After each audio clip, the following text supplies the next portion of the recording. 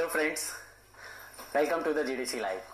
Today we are going to discuss an important topic of the general pharmacology, that is the adverse drug reaction, ADR, in short known as the ADR. ADR के नाम से हम इसको बहुत अच्छे से जानते हैं और बहुत इंपॉर्टेंट क्वेश्चन इससे बनते हैं क्योंकि ये ADR हमारे लिए बहुत इंपॉर्टेंट है क्योंकि डिफरेंट क्वेश्चंस आप फ्यूचर में चल के जो भी आप फर्दर फार्माकोलॉजी पढ़ेंगे उसमें से काफी क्वेश्चंस हमारे इन एडीआर टॉपिक से रिलेटेड रहते हैं क्योंकि यहाँ पे बहुत सारे क्वेश्चंस ऐसे आते हैं जैसे नेफ्रोटॉक्सिसिटी क्या है, ओटोटॉक्सिसिटी क्या है, म्यूटाजेनेसिटी क्या है, डिफरेंट डिफिनेशन अभी आने वाली है।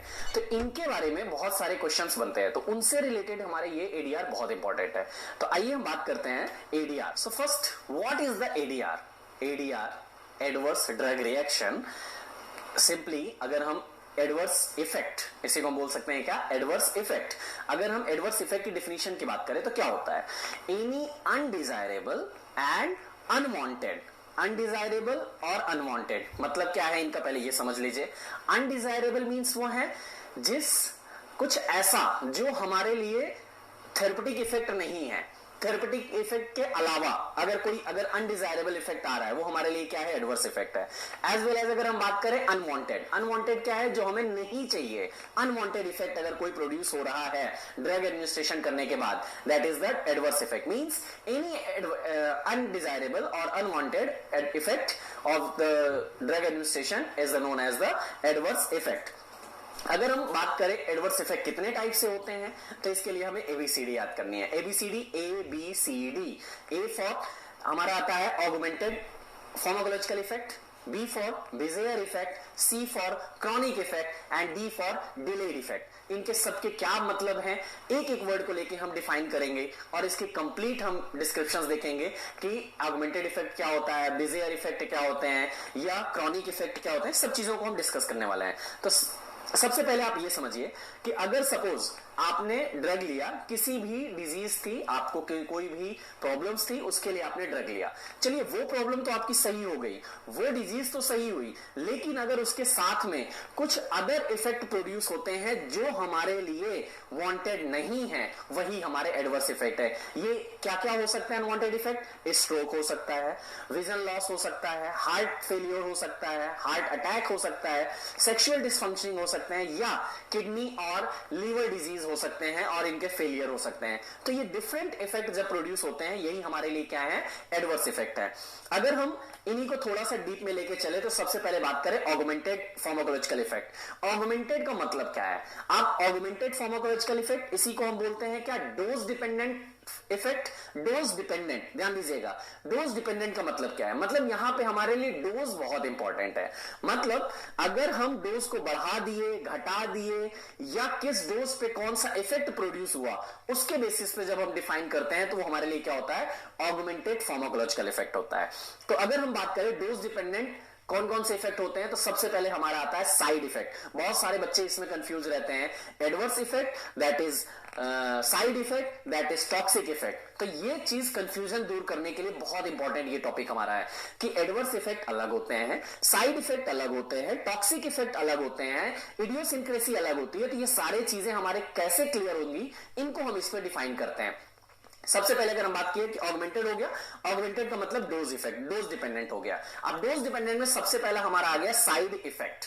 ध्यान दीजिएगा, नाम अब समझिए, साइड इफेक्ट। साइड इफेक्ट का मतलब क्या है कि जब डोज को जो थेरेपेटिक रेंज था, मान लो एग्जांपल अगर मैंने बात किया कि 500 mg की पैरासीटामोल, अगर कोई पर्सन को फीवर था और 500 mg उसको पैरासीटामोल रिकमेंडेड थी, उसने 500 mg डोज ही लिया और लेने के बाद उसका चलिए फीवर तो सही हो गया, लेकिन हमें पता है कि पैरासीटामोल क्या है हमारे लिए? नसैट्स है। और नसैट्स जितनी ड्रग हैं ये सब क्या करती हैं? ये सब हमारे अल्सर प्रोड्यूस करती हैं। क्या करती हैं? अल्सर प्रोड्यूस करती हैं। तो इसी पॉइंट को लेके चलिएगा।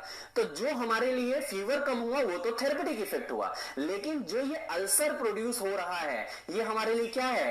अनवांटेड इफेक्ट है। और अनवांटेड इफेक्ट किस डोज पे है? फार्माकोलॉजिकल डोज पे है, थेरेपेटिक डोज पे है। तो इसी को डिफिनेशन क्लियर करिए, these are unwanted but often unavoidable. इसका मतलब क्या हो गया, ये अनवांटेड है, हमें चाहिए नहीं, लेकिन फिर भी हम इसको हटा नहीं सकते हैं, किसी भी तरीके से कम नहीं कर सकते हैं, क्योंकि जो उस मॉलिक्यूल में कुछ हमारे जो ग्रुप हैं जो फार्माकोलॉजिकल इफेक्ट के लिए रिस्पॉन्सिबल है, वही हमारे इन साइड इफेक्ट्स को प्रोड्यूस कर रहे हैं। तो इसलिए अगर हम वो ग्रुप हटाते हैं तो हमारे ड्रग की फार्माकोलॉजिकल और थेरेपेटिक इफेक्ट भी रिड्यूस हो जाएगा। तो इसलिए ये हमारे लिए क्या हो गया, अनअवॉइडेबल हो गया।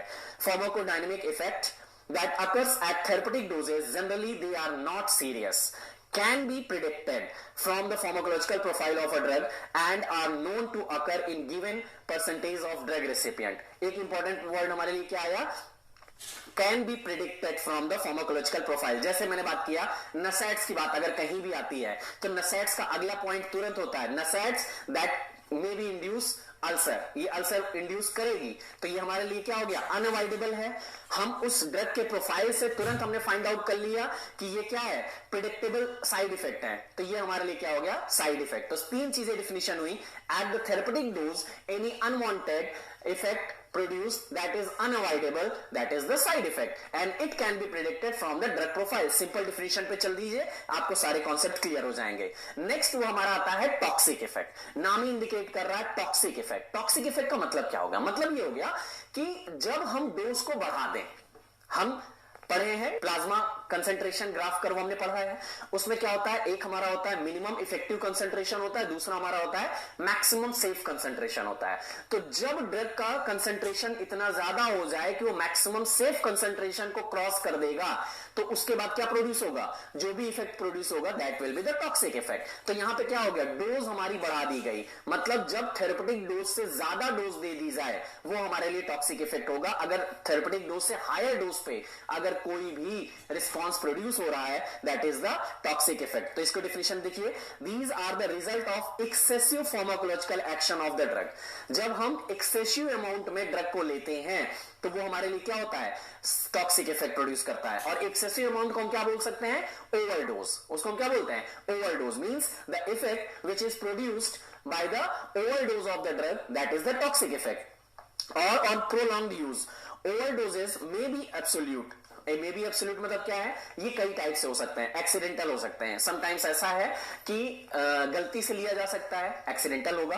और समटाइम्स सुसाइडल भी इसमें आ जाता है कि अगर हम सुसाइडल पर्पस से हमने ज्यादा डोज ले लिया तो वो भी हमारे लिए क्या है, टॉक्सिक इफेक्ट हो जाएंगे। और रिलेटिव, समटाइम्स रिलेटिव होंगे, मतलब कि जैसे कुछ ड्रग ऐसी हैं जिनके कंडीशन हमें बहुत ज्यादा पेशेंट की प्रोफाइल देख के यूज करना पड़ता है। मतलब मान लीजिए एक एग्जांपल, सपोज एक पेशेंट है जिसका किडनी फेलियर ऑलरेडी हो रखा है या रेनल फेलियर हो रखा है। अगर रेनल फेलियर है और उस केस में हमने जेंटामाइसिन दे दी, कोई भी आप ले लीजिए, अमीनोग्लाइकोसाइड की बात करूं तो कोई भी अमीनोग्लाइकोसाइड अगर उस पेशेंट को आपने दिया, किडनी फेलियर है और अमीनोग्लाइकोसाइड का एक्सक्रीशन किसके थ्रू होना है, किडनी के थ्रू होना है। तो किडनी फेल है तो ड्रग का एक्सक्रीशन नहीं होगा, एक्सक्रीशन नहीं होगा तो बॉडी में उसका एक्यूमुलेशन इंक्रीज होगा और टॉक्सिक इफेक्ट क्या हो जाएंगे, इंक्रीज हो जाएंगे। तो ये हमारे लिए क्या हो गया, रिलेटिव टॉक्सिक इफेक्ट हो गया। तो दो चीजें हो गई, absolute toxic effect, accidental, suicidal, homicidal, ये हो सकते हैं। और रिलेटिव, जब किसी डिजीज या किसी पेशेंट की कंडीशन की वजह से अगर कोई टॉक्सिक इफेक्ट प्रोड्यूस हो रहा है that is the relative toxic effect. तो ये दोनों चीजें क्लियर हो गई क्या है। अब मत कंफ्यूज रहिएगा कि साइड इफेक्ट और टॉक्सिक इफेक्ट सेम होते हैं, जी नहीं, सेम नहीं होते। जो थेरेपेटिक डोज में अनवांटेड इफेक्ट प्रोड्यूस होता है that is the side effect, और जो ओवरडोज पे टॉक्सिक इफेक्ट प्रोड्यूस होता है, अनवांटेड इफेक्ट प्रोड्यूस होता है, वो हमारे लिए क्या हो गया, टॉक्सिक इफेक्ट हो गया।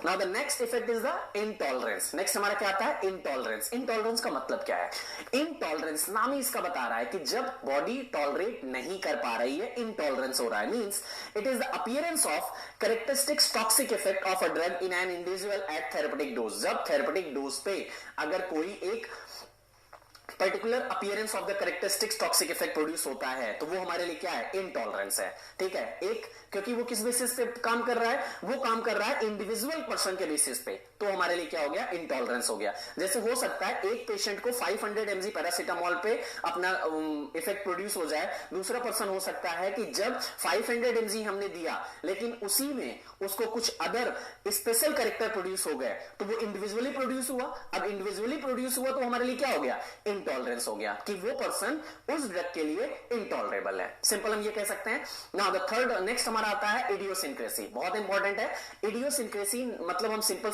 इसको कोरिलेट कर सकते हैं। Idiosyncrasy means genetic, idiosyncrasy genetic. Genetic मतलब क्या हुआ, सपोज दो पर्सन है, दोनों पर्सन का जेनेटिक कॉन्फ़िगरेशन अलग अलग होगा। अब जेनेटिक कॉन्फ़िगरेशन अलग अलग होगा तो हो सकता है कि कोई पर्सन किसी ड्रग के लिए हाइपर एक्टिव हो सकता है दूसरे पर्सन उस ड्रग के लिए लो एक्टिव हो। तो इस केसेस में क्या है, जेनेटिक स्ट्रक्चर उनका जो है, मतलब उनका जो जेनेटिक कॉम्बिनेशन है उसके बेसिस पे ड्रग का इफेक्ट चेंज हो जाएगा। That is the idiosyncrasy, means it is genetically determined abnormal reactivity to a chemical. किसी केमिकल के लिए जेनेटिकली एबनॉर्मली रिएक्ट करना एक पर्सन के लिए, वो हमारे लिए क्या है, idiosyncrasy. The drug interact with some unique feature of the individual not found in majority of the subject and produces the uncharacteristic reaction। कोई ऐसी रिएक्शन हो सकता है उस पर्सन में प्रोड्यूस हो जो उस ड्रग के प्रोफाइल में ऑलरेडी नहीं है, अनकैरेक्टरिस्टिक्स है, और उस इफेक्ट वैसा अगर कोई इफेक्ट प्रोड्यूस होता है दैट इज द इडियोसिंक्रेसी। मतलब इडियोसिंक्रेसी की बात आए कहीं भी आपको तुरंत क्या याद करना है, जेनेटिकली डिटरमाइंड। ना ये तो हो गए हमारे ए ऑगमेंटेड की हमने बात किया। ना हमारा नेक्स्ट आता है B, that is the bizarre effect. Bizarre effect को हम बोलते हैं क्या, नॉन डोज डिपेंडेंट और अनप्रिडिक्टेबल। ध्यान दीजिएगा, जैसे वहां पे हमने बोला ऑगमेंटेड, प्रिडिक्टेबल, डोज डिपेंडेंट। यहां बेज़ियर में हम क्या बोलेंगे, बेज़ियर, बिजारे, आप कुछ भी बोल दीजिए, अलग अलग इसके प्रोनाउंसिएशन है। मैं इस पे आपको ये नहीं कि हाँ बेज़ियर क्यों बोल दिया, बिजारे भी बोल सकते हैं, बेज़ियर भी बोल सकते हैं, आप जो भी बोले ठीक है। मेन अगर मैं बात करूं बेज़ियर रिएक्शंस में तो इसको हम क्या बोलेंगे, non dose dependent and unpredictable. मतलब ये हमारे लिए प्रिडिक्टेबल नहीं है। जैसे मैंने बात किया कि साइड इफेक्ट, साइड इफेक्ट में मैंने बोला कि अगर एक ड्रग की प्रोफाइल हमको पता है, नसाइड्स है, तो हम तुरंत बोलेंगे कि इसमें क्या होगा, अल्सर साइड इफेक्ट प्रोड्यूस होगा। तो यहां पे क्या केस है कि यहां पे नॉन डोज डिपेंडेंट है। जरूरी नहीं कि डोज बढ़ा के दिया गया, घटा के दिया गया, थेरेपेटिक डोज भी दिया जाए तो भी हमारे लिए अनवांटेड इफेक्ट प्रोड्यूस हो जाएंगे। तो यहां पे abnormal response mediated by immune system. यहां सबसे इंपॉर्टेंट पॉइंट हमारे लिए क्या आता है, देखिए हर पर्सन की इम्यूनिटी अलग अलग है। हर पर्सन किसी एक इंडिविजुअल चीज से एलर्जिक हो सकता है। जैसे बहुत सारे आप में से कहते होंगे मुझे धूल से एलर्जी है, मुझे धूप से एलर्जी है, मुझे इस फूड से एलर्जी है, डिफरेंट रिएक्शंस होते हैं। तो भाई अगर आपको धूल से एलर्जी है, धूप से एलर्जी है, आप धूप में गए तो आपको सनबर्न हो जाएगा, सबको तो नहीं होता है। लेकिन जो पर्सन हाइपर सेंसिटिव होगा, जिसकी इम्यूनिटी हाइपर एक्टिव होगा, उसी पर्सन में ये प्रोड्यूस होगा। तो ये हमारा क्या होता है, ड्रग एलर्जी। इसी को इसमें हमारा पहला क्या आता है, drug allergy means abnormal response mediated by the immune system to a drug or foreign antigen, that is the bizarre. अगर हम इसको अल्फाबेटिकली फिर से डिटरमाइन करें तो ये हाइपर ड्रग एलर्जी या ड्रग एलर्जी को हम क्या बोलते हैं, हाइपर सेंसिटिविटी। हाइपर सेंसिटिविटी हमारी अगेन 4 टाइप की होती है, और यहां पे भी हमें फिर से अगेन ABCD याद करनी है। ABCD, ए का मतलब यहां पे क्या होगा, हम type of hyper sensitivity reaction पे चलते हैं और वहां पे ये सारी ABCD हमारी क्लियर हो जाएंगी। तो सबसे पहले हमारी हाइपर सेंसिटिविटी टाइप 1 रिएक्शन आती है। नॉर्मली अगर मैं बात करूं तो हाइपर सेंसिटिविटी 2 टाइप से होती है, क्योंकि इम्यूनिटी, पहले मैं इम्यूनिटी की बात करूं क्योंकि मैंने ड्रग एलर्जी की बात किया, तो ड्रग एलर्जी में मेरा आ गया इम्यून सिस्टम। और अगर हम इम्यून सिस्टम पे चलें तो इम्यूनिटी हमारी 2 टाइप से काम करती है। पहली हमारी होती है सेलुलर मीडिएटेड और दूसरी हमारी होती है ह्यूमोरल मीडिएटेड। तो यहां पे भी हमारी वही चीज है, ड्रग एलर्जी 2 टाइप से होती है, ह्यूमोरल मीडिएटेड और सेल मीडिएटेड। जब कोई हमारी एंटीबॉडी किसी एंटीजन के अगेंस्ट या ड्रग के अगेंस्ट काम कर रही है तो वो हमारे लिए क्या हो जाती है, ह्यूमोरल मीडिएटेड होगी, और दूसरी हमारी होती है सेल मीडिएटेड। ह्यूमोरल मीडिएटेड में हमारी आती है टाइप 1, टाइप 2 एंड टाइप 3। जो 1, 2, 3 है ये हमारी ह्यूमोरल मीडिएटेड होती है, वाइल टाइप 4 जो हमारी है वो हमारी क्या है, सेल मीडिएटेड होती है। अब पहले हम क्लियर करते हैं ह्यूमोरल मीडिएटेड। ह्यूमोरल मीडिएटेड में जो हमारी पहली आती है टाइप 1, टाइप 1 को ही हम बोलते हैं क्या, एनाफाइलेक्टिक रिएक्शन। तो ए आ गया, एनाफाइलेक्टिक ए। हमने ABCD की बात किया कि हाइपर सेंसिटिविटी में ABCD याद करना है, तो पहला ए आया। ए मतलब टाइप 1 ऑगमेंट, इसको हम क्या बोलेंगे, एनाफाइलेक्टिक रिएक्शन। टाइप 2 को हम बोलते हैं क्या, ब्लड साइटोलिटिक रिएक्शंस। टाइप 3 को हम बोलते हैं complex antigen antibody reactions. Type 4 हमारी आएगी D, that is the delayed hyper sensitivity reaction और सेल मीडिएटेड रिएक्शंस। तो 4 हो गई ए बी सी डी। तो अगर हम सबसे पहले बात करें एनाफाइलेक्टिक रिएक्शन किसके द्वारा होती है, anaphylactic reaction is mediated by the immunoglobulin. और कौन सी इम्यूनोग्लोबुलिन, आईजीई। बेटा कितनी बार अनगिनत टाइम में क्वेश्चन पूछे जा चुके हैं। Type 1 hyper sensitivity reaction is mediated by, तो पहली चीज तो आप ध्यान दीजिए टाइप 1 है तो यूमोरल है, और यूमोरल में टाइप 1 किसके थ्रू काम कर रही है, आईजीई। ये बहुत जरूरी एंटीबॉडी आपके लिए, इनको जरूर याद रखना है, आईजीई। और दूसरी हमारी आती है type 2, type 2 blood cytolytic reaction, this is mediated by IgG and IgM. दो इम्यूनोग्लोबुलिन हमारी एंटीबॉडी काम करती हैं, आईजीजी एंड आईजीएम। थर्ड हमारा होता है टाइप 3 हाइपर सेंसिटिविटी रिएक्शन यानी कॉम्प्लेक्स एंटीजन एंटीबॉडी रिएक्शन, और यहां पे जो हमारी एंटीबॉडी इम्यूनिटी होती है वो किसके अगेंस्ट होती है, आईजीजी। किसकी वजह से होती है, आईजीजी। तो IgE, IgG, IgM and third हमारा फिर से आ गया क्या, आईजीजी। फोर्थ हमारी होती है type 4 hyper sensitivity reaction, that is the delayed hyper sensitivity reaction. नाम ही इसका इंडिकेट कर रहा है डिलेड है। अब डिलेड है तो ऑब्वियस सी बात है ये आज नहीं होगी, हो सकता है आपने ड्रग आज खाई बंद कर दी, 1 हफ्ते 2 हफ्ते 1 महीना 6 महीना साल 2 साल के बाद हो सकता है उस ड्रग का आपको रिएक्शंस मिले, और वो हमारे लिए क्या होगा, टाइप 4 हाइपर सेंसिटिविटी रिएक्शन होगी। अदर वर्ड्स में उसको हम और क्या बोलते हैं, delayed hypersensitivity reaction, and this is mediated through the productions of the T lymphocytes। यहां पे देखिए सेल प्रोड्यूस हो रही है, इसीलिए इसको हम क्या बोलते हैं, सेल मीडिएटेड। अभी तक हमने में इम्यूनोग्लोबुलिन हमारे लिए कॉमन था, वो ह्यूमरल मीडिएटेड में आया। नाउ टी लिम्फोसाइट सेल्स हैं, तो सेल मीडिएटेड जब आती है तो सेल मीडिएटेड की बात करें, टी लिम्फोसाइट। अब इसी को थोड़ा सा एग्जांपल में अगर देखें कि कौन कौन सी ड्रग हैं जो एलर्जिक रिएक्शंस प्रोड्यूस करती हैं, बहुत कॉमन आप ले लीजिए penicillin. Penicillin is highly allergic होती है, पेनिसिलिन एलर्जेटिक रिएक्शन प्रोड्यूस करती है। Cephalosporin, sulfonamide, tetracycline, quinolones, metronidazole, abacavir, aspirin, indomethacin, carbamazepine, allopurinol, ACE inhibitor, methyl dopa, hydralazine, बहुत सारी हमारी ड्रग ऐसी हैं जो हाइपर सेंसिटिविटी रिएक्शंस प्रोड्यूस करती हैं, यानी ड्रग एलर्जी प्रोड्यूस करती हैं। एक इसी में क्वेश्चन होता है पेनिसिलिन के लिए ड्रग एलर्जी टेस्ट कौन सा होता है, तो वहां पे स्क्रैच टेस्ट किया जाता है पेनिसिलिन की एलर्जी टेस्ट करने के लिए, एक एग्जांपल है, बाकी हम पेनिसिलिन में डिटेल में पढ़ेंगे। So these are the different drug which are have allergic reactions on the human body. अब इसी को थोड़ा सा और हम डिटेल में समराइज करने की कोशिश करते हैं। तो सबसे पहले हम बात करते हैं टाइप 1। आप इस चीज को ध्यान दीजिए, पहली हमारी क्या हो गई, टाइप 1 हाइपर सेंसिटिविटी, किसके द्वारा मीडिएटेड, हमने बात किया आईजीई। इसमें क्या होता है, इसमें हमारा एलर्जेन होते हैं, क्या होते हैं, एलर्जेन। ये हमारी ऐसी है जो प्योरली एलर्जिक है, मतलब एलर्जन हमारे पॉलन हो सकते हैं, हमारे कोई भी फॉरेन एलर्जन हो सकते हैं, कोई भी हो सकते हैं, इनके थ्रू वो क्या करते हैं, मास्ट सेल्स में आते हैं। मास्ट सेल्स में हमारे क्या होते हैं, एंटीबॉडीज होती हैं। आप ध्यान दीजिए, suppose this is our mast cell, आप थोड़ा इस डायग्राम को अच्छे से ध्यान दीजिएगा, this is mast cell and this have the antibody. यहां पे हमारी क्या है, एंटीबॉडीज हैं। ये हमारा जो एलर्जन आएगा यानी एंटीजन जो आएगा वो क्या करेगा, इससे बाइंड कर लेंगे एंटीबॉडी से, और बाइंड करने के बाद एंटीजन एंटीबॉडी रिएक्शन इनिशिएट होगी, और उसके बाद फर्दर क्या होगा, मास्ट सेल्स में हमारा क्या स्टोर होता है, हिस्टामिन स्टोर होता है, और वो हिस्टामिन रिलीज होगा, और वो क्या करेगा, जो भी फंक्शन इंड्यूस करना होगा वो हिस्टामिन इंड्यूस करेगा। सो यहां पे हमारे क्या क्या हो जाएंगे, आप ध्यान दीजिए। एग्जांपल पे अगर मैं बात करूं, allergic rhinitis, allergic asthma, atopic eczema, anaphylaxis and some drug allergic that produces the allergic reaction type 1. Now type 2, अगर हम type 2 की बात करें, type 2 में हमने बात किया, दो हमारे लिए मेनली है IgG and IgM। ध्यान दीजिएगा, IgG and IgM दो हमारी इम्यूनोग्लोबुलिन्स यहां पे काम करती हैं।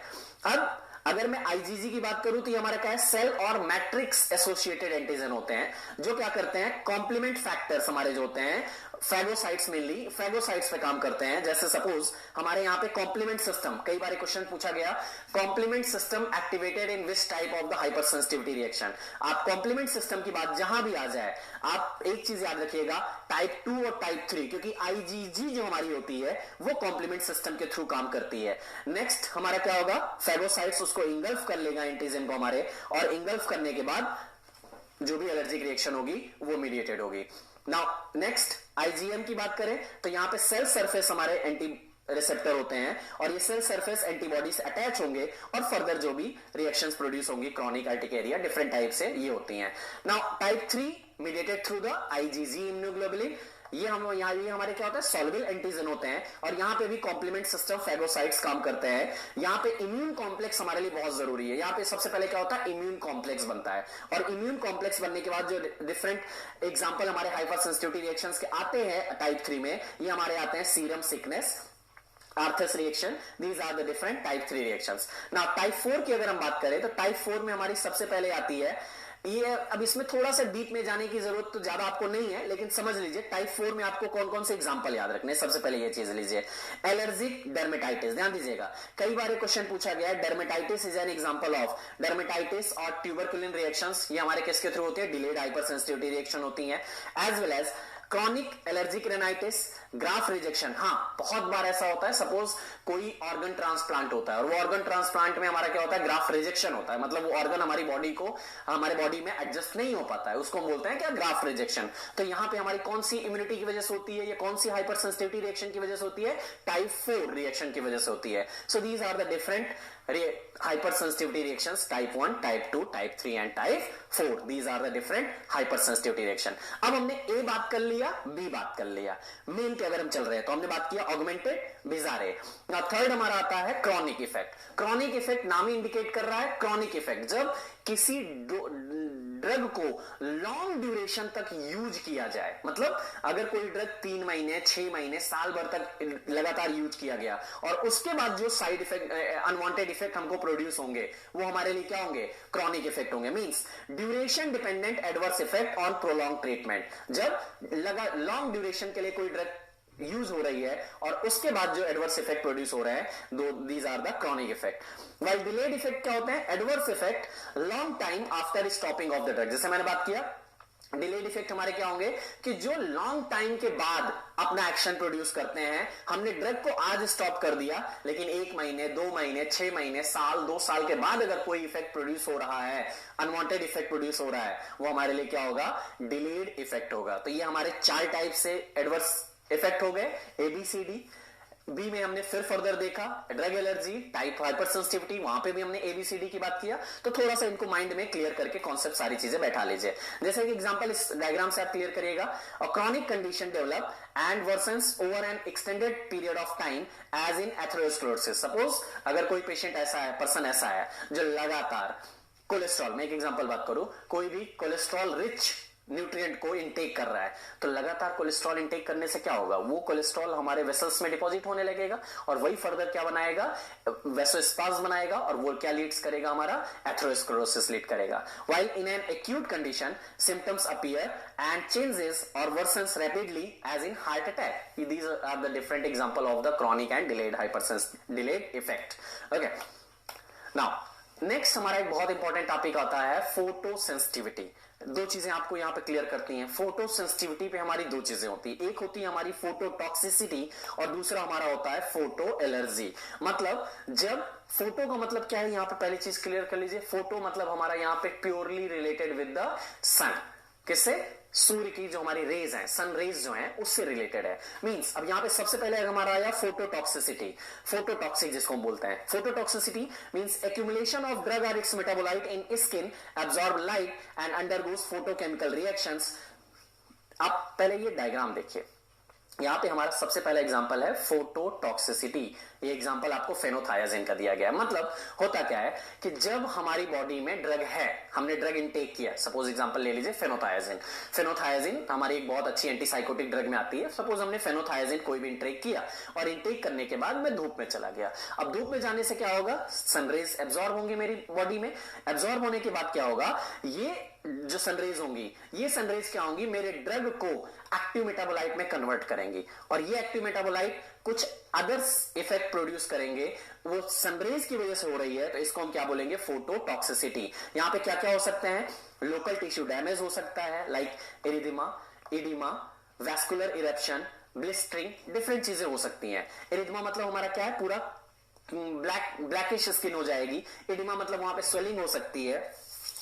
वेस्कुलर इरेप्शन मतलब वहां पे डिफरेंट वेसल्स का ब्रेकडाउन हो सकता है, ब्लिस्टरिंग इफेक्ट प्रोड्यूस हो सकते हैं. These are the different effect which is produces due to the phototoxicity. Example पे लीजिए, acute phototoxic reaction occurs with tetracycline. बहुत कॉमन है, टेट्रासाइक्लिन के साथ एक्यूट फोटोटॉक्सिसिटी होती है. डिमेथ्लोसाइक्लिन एंड क्लोरोक्विन इनके साथ मेजरली. और ये किस बेस पे होती है ये ध्यान दीजिए. Phototoxicity always carried out at the shorter wavelength. ये ध्यान दीजिएगा, शॉर्टर वेवलेंथ पे फोटोटॉक्सिसिटी होती है, लार्जर वेवलेंथ पे फोटो एलर्जी होती है. ये दोनों थोड़ा सा कंफ्यूजन करने वाले हैं, तो इनको अलग कर लीजिए. स्मॉलर वेवलेंथ पे क्या होगी, फोटोटॉक्सिसिटी, और लार्जर वेवलेंथ पे क्या होगी, फोटो एलर्जी. अब फोटो एलर्जी क्या है?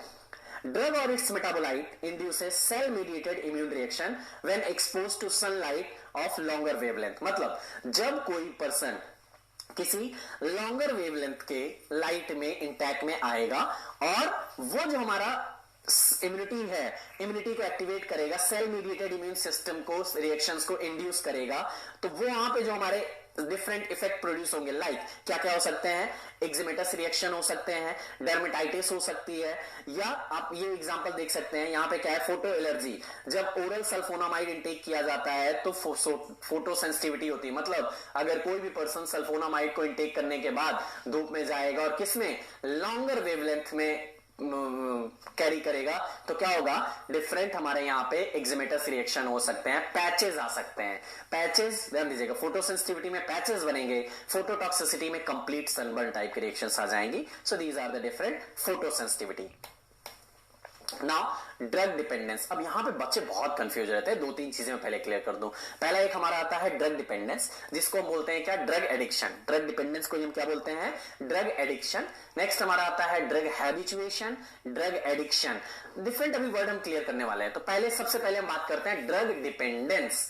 डिपेंडेंस का मतलब क्या हुआ, जब हम किसी पे डिपेंडेंट है. सपोज एक एग्जांपल लीजिए, आप सारे बच्चे स्टूडेंट्स हैं, स्टूडेंट हैं तो ऑब्वियस बात है आप कॉलेज में आप पढ़ रहे हैं, आपको फीस देनी होती है, और फीस देने के लिए आप किस पे डिपेंडेंट है, फादर पे, अपने पेरेंट्स पे डिपेंडेंट है, फादर पे, मदर पे, पेरेंट्स कोई भी हो सकता है आपका गार्जियन, तो इन पे डिपेंडेंट है ना आप. तो वो चीज क्या हो गया. वैसे ही जब कोई पर्सन ये सोचने लगता है कि वो उस ड्रग के बिना नहीं रह सकता है, वो ड्रग उसको चाहिए ही चाहिए, तो उस कंडीशंस को हम क्या बोलते हैं, ड्रग डिपेंडेंस और ड्रग डिपेंडेंसी. इसी को हम दूसरे वर्ड में क्या बोलते हैं, ड्रग एडिक्शन. तो क्लियर करिए, state where a person becomes dependent on a drug despite knowing the harmful effect of drug. मतलब वो पर्सन जानता है कि ये ड्रग इसके लिए हार्मफुल है, लेकिन फिर भी वो पर्सन उस ड्रग के बिना अगर नहीं रह पा रहा है, that is the drug dependence. ये ड्रग डिपेंडेंस हमारी दो टाइप से होती है. पहली हमारी होती है साइकोलॉजिकल डिपेंडेंस और दूसरी हमारी होती है फिजिकल डिपेंडेंस. साइकोलॉजिकल डिपेंडेंस मतलब क्या है, साइकोलॉजिकल डिपेंडेंस मतलब ये उसके माइंड में फिक्स है, माइंड में फिक्स है कि नहीं यार मुझे ये चाहिए ही चाहिए. जैसे एक सिंपल मैं आपसे बात करूं, साइकोलॉजिकल डिपेंडेंस का एग्जांपल बात कर लूं.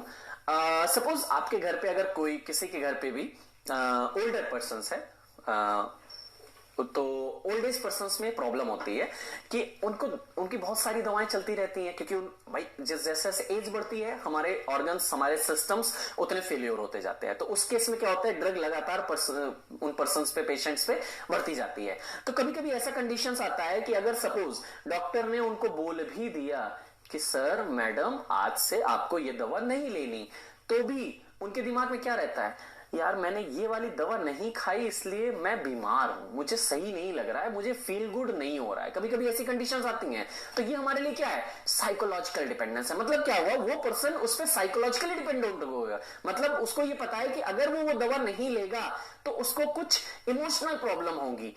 तो ये केस हमारा क्या है, psychological dependence means emotional distance if the drug is withdrawn. अगर वो ड्रग को हटा दिया गया तो इमोशनली कोई पर्सन डिस्ट्रेस हो सकता है. और फिजिकल डिपेंडेंस क्या होता है, physical illness of the drug is withdrawn. मतलब अगर कोई ड्रग को हटा दिया गया तो वो फिजिकली इल हो जाता है. मतलब उसको ये लगेगा कि उसका सर दर्द हो रहा है, उसका हाथ दर्द हो रहा है, उसका शरीर दर्द हो रहा है, लेकिन ऐसा है नहीं. लेकिन क्यों है, उसने वो पर्सन क्या है, उस ड्रग पे डिपेंडेंट हो चुका है। तो इसलिए वो क्या है हमारे लिए, फिजिकल और साइकोलॉजिकल डिपेंडेंस, दो टाइप की हमारी ड्रग डिपेंडेंस होती हैं। एग्जाम्पल बहुत सारे आपके सिम्टम्स हो सकते हैं, जैसे सपोज बात करूं, एक एग्जांपल आप ले लीजिए ट्रेमेडोल। ट्रेमेडोल एक हमारे लिए बहुत अच्छा पेन किलर होता है, एनाल्जेसिक माना जाता है, और ये हमारा क्या होता है, नार्कोटिक में आता है, नार्कोटिक एनाल्जेसिक में आता है ट्रेमेडोल। अगर इसको विड्रॉ किया जाए, sometimes chances sweating, chill, irritability, anxiety, diarrhea, nausea or vomiting, these symptoms can be produced on the withdrawal of the tramadol. These are the different phases can be produced by the withdrawal of any drug if any person is dependent on the drug, on the cases of the drug dependency. Now next, drug addiction, drug abuse, drug habituation, बहुत सारे ये word हमारे लिए अलग अलग आते हैं। Drug addiction हमारा डिपेंडेंस से ही रिलेटेड, थोड़ा सा ले लीजिए। A person is said to have developed drug addiction when he she believe that optimal state of well being is achieved only through the action of drug. वही जैसे मैंने बात किया, ड्रग एडिक्शन और डिपेंडेंस में बहुत ज्यादा अंतर नहीं है। ड्रग डिपेंडेंस हमारा फिजिकल, साइकोलॉजिकल एंड फिजिकल हो सकता है। ड्रग एडिक्शन में क्या है कि एक पर्सन के माइंड में ये मिथ बन गया है कि यार जब तक मैं ये दवा नहीं लूंगा मैं सही नहीं हूं। तो ये केस हमारे लिए क्या है, ड्रग एडिक्शन का है। Means if any person believing that optimal state, मतलब वो हेल्दी तभी होगा जब वो उस ड्रग को लेगा। अगर वो ड्रग को इनटेक नहीं कर रहा है तो वो हेल्दी नहीं होगा। नेक्स्ट हमारा आता है रीइंफोर्समेंट। रीइंफोर्समेंट का मतलब क्या है, it is the ability of drug to produce effect that use enjoy and which make him wish to take it again or induce drug seeking behavior. Reinforcement का मतलब एक सिंपल से हम बात कर सकते हैं लालच। ध्यान दीजिएगा, लालच। जैसे सपोज आपको कुछ ऐसा काम होता है कि जैसे एग्जांपल बात कर लो, आप बहुत सारे बच्चे हैं आज की डेट पे, आप लोगों के लिए बहुत फेवरेट गेम है पबजी। क्लियर है, सब बहुत सारे बच्चे ऐसे हैं जो एकदम दीवाने हैं कि नहीं पबजी पबजी पबजी लगातार लगा रहता है। तो ये पबजी क्यों खेलते हैं, क्योंकि उनको उसको खेलने से खुशी मिलती है। उनको लगता है yes I have the chicken dinner, कुछ चीजें ऐसी होती है ना, चिकन डिनर मिल गया और मैंने उसको, मैं जीत गया, वो टीम हार गई, एक बहुत सारे एग्जांपल। तो यहाँ पे वो क्यों करते हैं, क्योंकि आपको खुशी मिल रही है। तो यहाँ पे भी चीज वही है कि अगर कोई पर्सन किसी दवा को लेने के बाद हैप्पी फील कर रहा है, खुशी फील कर रहा है, उसको एंजॉय कर रहा है उस कंडीशंस को, तो वही हमारे लिए क्या है, रीइंफोर्समेंट। मतलब ड्रग सीकिंग बिहेवियर इसको हम बोलते हैं। मतलब वो पर्सन लगातार उस ड्रग की खोज में रहता है कि हमको ये ड्रग चाहिए ही चाहिए। That is the reinforcement. Now the drug abuse, नाम इंडिकेट कर रहा है ड्रग एब्यूज, थोड़ा सा इसको क्लियर करिएगा। ड्रग एब्यूज का मतलब क्या है, जब सपोज एक बहुत बेसिक एग्जांपल आपने सुना होगा, ड्रग एब्यूज में एक बहुत अच्छा एग्जांपल पहले मैं आपसे ले लेता हूं। कोरेक्स कफ सिरप का नाम सबने सुना होगा, ठीक है। कोरेक्स कफ सिरप वैसे तो हमारा कफ सिरप है, लेकिन इस कफ सिरप का बहुत ज्यादा एब्यूज किया गया। मतलब पर्संस इसको एज अ थेरेपेटिक ना लेके इसको हैबिचुअल लेने लगे, मतलब इसको एंजॉय के लिए लेने लगे। बहुत सारे कंडीशंस ऐसे देखने को मिली कि जहां पे इसका मिसयूज होने लगा। तो उस केस को हम क्या बोलते हैं, ड्रग एब्यूज। जब किसी ड्रग को मतलब उस कंडीशंस या उस मैनर में ना लिया जाए जो प्रिस्क्राइब्ड है, मतलब प्रिस्क्रिप्शंस के अगेंस्ट अगर कोई मेथड से ड्रग को लिया जा रहा है, that is the drug abuse. Means use of drug by self medication. पहला चीज तो सेल्फ मेडिकेशन अगर आप ले रहे हैं in a manner and amount that is not approved by medical and social patterns. मतलब कोई ड्रग जिस कंडीशंस में अप्रूव्ड की गई है, कि सपोज कफ सिरप की बात कर रहा हूं तो एक चम्मच लेना है या एक स्पून लेना है, ऐसे डिफरेंट है हमारे लिए, 1 स्पून 2 स्पून, ये कंडीशंस होती हैं। लेकिन कोरेक्स वाली के एग्जांपल जो मैं ले रहा हूं तो उसमें क्या होता था, पर्सन्स लिए पूरा सिरप एक बार में पूरी बोतल खत्म। क्यों, बिकॉज उसमें हमारे लिए क्या था, कोडीन था। क्या था, कोडीन और साथ में अल्कोहल। एक तो कोडीन नार्कोटिक, अल्कोहल साथ में है, तो दोनों चीजों की वजह से सिनर्जिस्टिक इफेक्ट प्रोड्यूस होता था और पर्सन्स हेलुसिनेशंस कंडीशंस में रहता था और एक यूफोरिक कंडीशंस में हमेशा रहता था। तो वो चीज हमारे लिए किस लिए यूज होने लगी, एक एंजॉय के लिए यूज होने लगी। That becomes the drug abuse. Means drug by the self medication or not in the manner which is prescribed, simply that is the drug abuse. और लेने के बाद पर्सन लेटे रहते हैं, जहां भी है पड़े हैं. These are the different drug abuse conditions. Now the next definition हमारे पास आती है ड्रग हैबिचुएशन. ये एक ऐसी कंडीशन है, सब मैं आप कोई भी है, सब हैबिचुएटेड है. किसी ना किसी चीज के लिए सबकी हैबिचुएशन होती है. जैसे बहुत सारे लोग ऐसे होते हैं जो कहते हैं कि मुझे चाय चाहिए पढ़ने के लिए. बहुत सारे बच्चे ऐसे होते हैं जो कॉफी पीते हैं. बहुत सारे बच्चे मतलब डिफरेंट टोबैको का यूज करते हैं. तो ये चीजें क्या है? हैबिचुएशन है. आप ऐसा तो नहीं है, जैसे मैं एक एग्जांपल बात करूं, बहुत सारे लोग ऐसे होते हैं, पर्सन्स ऐसे हैं जिनके माइंड में ये फिक्स है कि अगर वो टोबैको, चाहे सुरती हो सकती है, मैं एग्जांपल की बात करूं, जिसको हम तंबाकू आप ले लीजिए, लेने के बाद, या सिगरेट या बीड़ी, जो जिस पर्सन को जो इंटेक कर रहा है, टी कॉफी, बहुत सारी चीजें हैं, हर चीज में इन लेने के बाद ही उनको प्रेशर बनेगा. एक एग्जांपल समझिएगा, ऐसा नहीं है कि आपके लेने से वो प्रेशर ही पूरी तरह जनरेट होगा. अगर आप नहीं लेंगे, आप वाटर भी, गर्म हॉट वाटर भी ले लीजिए, ठीक है, तो भी आपका प्रेशर जनरेट होगा. लेकिन उनके कंडीशंस क्या, नहीं मुझे यही चाहिए तभी प्रेशर जनरेट होगा. तो ये उनके माइंड में क्या मिथ है, वो हैबिचुएटेड हो चुके हैं. टी कॉफी आज के डेट पे बहुत कॉमन है, सब लोग इसको लाइक एग्जांपल ले लीजिए, मैं अपने फैमिली मेंबर में लूं, मेरी मदर की कंडीशंस है कि अगर उनको टी नहीं मिली तो ऐसा वो हमेशा, बेटा मेरा सर दर्द हो रहा है, सर दर्द हो रहा है. अब सर दर्द टी से नहीं है, लेकिन वो हैबिट बन चुकी है, इस वजह से वो सर दर्द हो रहा है. तो that is the drug habituation. Means less intensive involvement with the use of the drug so that it's withdrawal produce only mild discomfort. ऐसा नहीं है कि बहुत ज्यादा उनको प्रॉब्लम हो रही है, लेकिन सर दर्द की उनका कंडीशंस है, तो वो माइल्ड डिस्कंफर्ट होता है. Dependence is absent. हाँ, यहां पे डिपेंडेंस नहीं है. अगर आप उनको 10 दिन 15 दिन के लिए बंद कर दीजिए तो वो नॉर्मल हो जाएगा, लेकिन डिपेंडेंस केस में ये नॉर्मल नहीं होता है. एग्जांपल अगर बात करें, टी कॉफी टोबैको, इनमें ड्रग हैबिचुएशंस प्रोड्यूस होता है. Next, drug withdrawal. नाम इंडिकेट कर रहा है ड्रग विड्रॉल. अगर किसी ड्रग को विड्रॉ कर दिया जाए, किसी कोई पेशेंट लगातार ड्रग ले रहा था, उसको विड्रॉ कर दिया जाए, अगर उस ड्रग के विड्रॉल से, बंद करने से अगर कोई अनवांटेड इफेक्ट प्रोड्यूस हो रहा है, तो वो हमारे लिए क्या होगा, ड्रग विड्रॉल इफेक्ट होंगे. Like apart from drug that are usually recognised as producing dependence, sudden interruption of therapy with certain other drugs also result in adverse consequences, mostly in the form of worsening of the clinical conditions for which the drug being used. Example पे ले लीजिए, adrenal insufficiency may be precipitated by abrupt cessation of corticosteroids. मतलब एक example पहले समझ लीजिए, फिर ये कॉन्सेप्ट आपको क्लियर हो जाएगा. कॉर्टिकोस्टेरॉइड्स, अगर सपोज कोई पर्सन डिपेंडेंट है कॉर्टिकोस्टेरॉइड्स पे, कॉर्टिकोस्टेरॉइड्स वो लगातार ले रहे हैं, तो उसकी वजह से क्या होगा, एड्रिनल ग्लैंड का काम क्या है, कॉर्टिकॉइड्स को प्रोड्यूस करना. अब आप कॉर्टिकोस्टेरॉइड्स बाहर से ले रहे हैं, ग्लूकोकॉर्टिकॉइड, मिनरलोकॉर्टिकॉइड, कोई भी हो सकता है. अगर आप बाहर से लगातार ले रहे हैं तो एड्रिनल ग्लैंड की फंक्शनिंग क्या हो जाएगी, धीरे धीरे स्लो होती चली जाएगी. भाई उसका काम ही नहीं है, उसको प्रोड्यूस करना ही नहीं, क्योंकि आप लगातार बाहर से ले रहे हैं. जब इस केस में क्या होगा, वो उसकी प्रोडक्शन पावर क्या हो जाएगी, एड्रिनल ग्लैंड की लेस हो जाएगी. तो वो क्या होगा, एक्यूट एड्रिनल इनसफिशिएंसी. अगर आपने कॉर्टिकोस्टेरॉइड बंद कर दिया, आप ले रहे थे, एड्रिनल ग्लैंड का कोई काम नहीं था, लेकिन अब आप सपोज आपने बंद कर दिया कॉर्टिकोस्टेरॉइड्स, तो वहां पे अब भाई वो भूल चुका है, वो काम करना बंद कर चुका है, तो वहां पे क्या होगा, इनसफिशिएंसी हो जाएगी, एड्रिनल ग्लैंड आपका काम प्रॉपर नहीं करेगा. That is the drug withdrawal. मतलब अगर किसी ड्रग को लेने से, इमीडिएटली बंद करने से या चेंज करने से जो इफेक्ट प्रोड्यूस होगा, वो हमारे लिए क्या होगा, ड्रग विड्रॉल इफेक्ट होंगे.